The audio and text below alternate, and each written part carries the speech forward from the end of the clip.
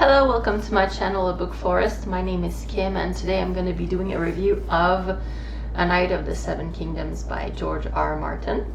So I decided to read this. I've read the 5 main books in the Song of Ice and Fire series years ago. I read the last one when it came out in 2011, I think.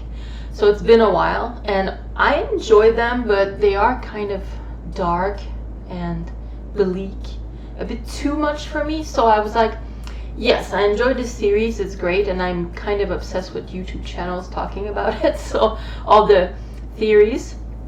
But I was always like, okay, it's not my favorite. It's great, it's a masterpiece, but there's something about it that makes me think, oh, it's a bit too dark for me.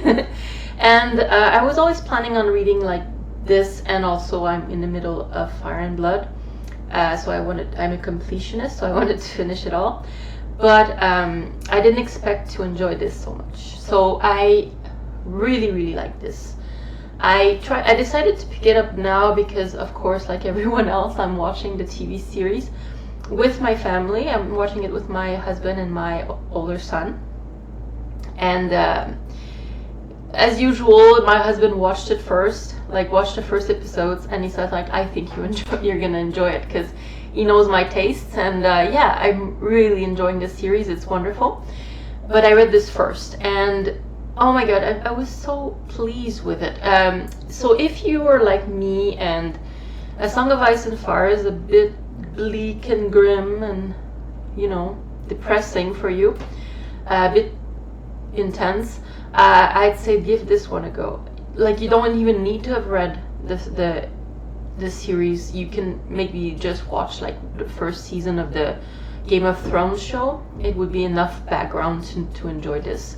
As long as you know who the Targaryens are and some of the main houses, you're fine. So it mostly focuses on Dunk and Egg. So Dunk is a very tall, kind of a hedge knight, they call it. So he's not very successful. He's just been trained by another hedge knight who kind of took him under his wing as an orphan, poor orphan. And they've just been traveling around over the 7 kingdoms and sleeping in hedges. So that's why they're called hedge knights, because they have no money. So they kind of sleep, they rough it. They sleep outside. They just survive. And they go from tourney to tourney to compete and maybe win some money to survive some more. So Dunk wants to win, his master is Sir Arland, his master, I would call him, but the one who trained him died.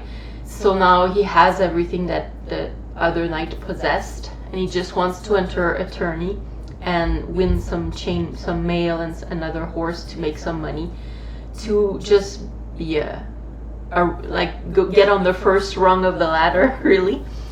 And he's just so sweet. I liked him from the first. Really, not very smart. He's really a bit he's street smart, I would say, because he's been living rough for his entire life. But he's not, he hasn't he's not an intellectual or anything. He's just simple. He just goes through life and he experiences life as it comes, and he doesn't really think too much about it. And he meets on the way Egg. So Egg is a little boy that he finds at an inn, and he has a shaven head, tiny and very skinny. And Egg really wants to be a squire. He wants to go with him and go to the tourney and take care of his equipment and his horses and everything. And that's how it starts. And you have the adventures of Dunk and Egg really through the books. I just thought it was very wholesome, as opposed to the rest of the series, which is definitely not so wholesome. And it was more my jam. So I gave this 4 stars, but actually the first, it's 3 novellas in one.